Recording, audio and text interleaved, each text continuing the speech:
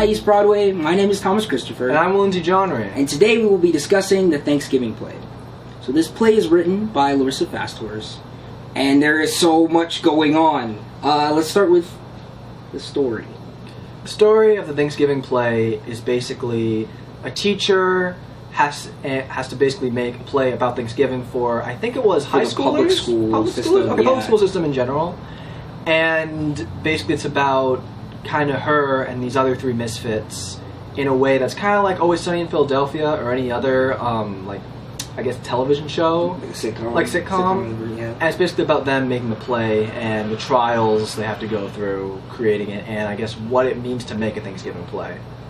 The characters are, there's the teacher who is a vegan, that's one of her defining character traits. Yeah. Another teacher from another school who craves to be a playwright, but he writes for mostly children. The teacher, the female vegan teacher's boyfriend, who's into yoga, and he acts outside. What was it? Do you remember what it was? A Whole Foods? Yeah, or outside. Outside a Whole Foods. Oh no, the farmers market. Farmers market, and it acts like it's his actual job. And he's just zen with basically, the world, he's zen with the world. And then you have the actress from California, who is super ditzy, and she is hired to be Native American, to play Native American. So many different themes discussed in the show, from like cultural sensitivity, because that's part of like the main point of like, how do we make a Thanksgiving play with these people in mind? But then you start talking about like because the characters are rich in themselves. Yes. So they're in a sense stereotypes. So you sort of have like the teacher who's a vegan talking to like the actress. But and, like, you should also know that the teacher and like the yoga instructor are both kind of parodies of like what a new millennial is.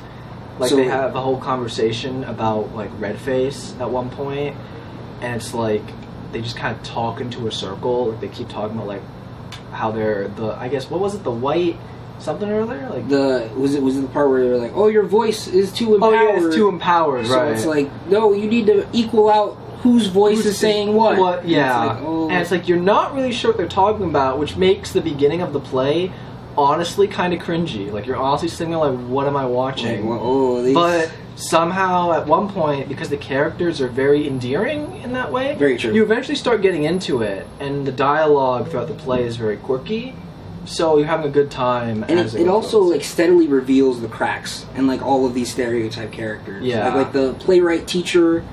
She's not happy. Yeah, he's like, I don't want to do this anymore. Like I just want my lines read. And she kind of like, well, you're talking about the playwright. The playwright, yeah. There's also the vegan teacher who's in charge of all this. You find out that she's also kind of unhappy just with herself.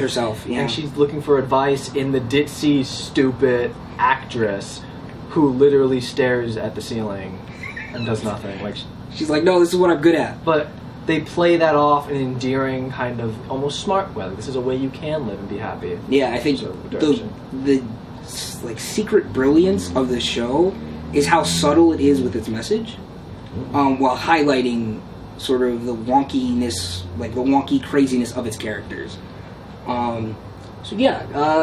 Closing thoughts. Who would you recommend this for? What do you feel like? So our audience was pretty varied. Yeah, it was.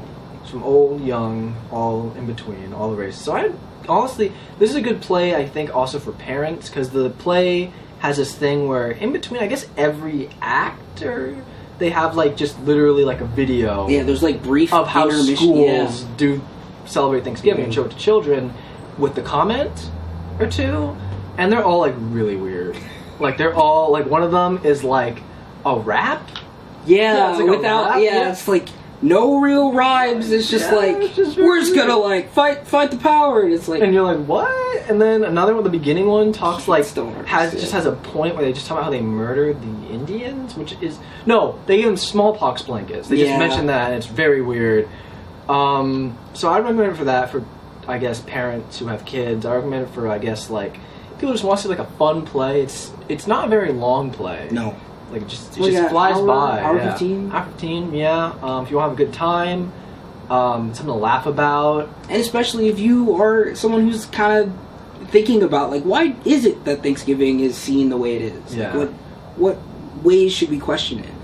This play definitely does that without sort of like forcing its message at you all of the time. I think it's also like, in terms of like seeing a play, if you want to see it real quick, like for a date, because it's not super long, so you can do stuff after that, and it's really funny, and it's very funny. So you get all the giggles out. Yeah. All right. All right. So this has been our review of the Thanksgiving play. I'm Thomas Christopher. And I'm Willinzy Jonri. Until next time, East Broadway.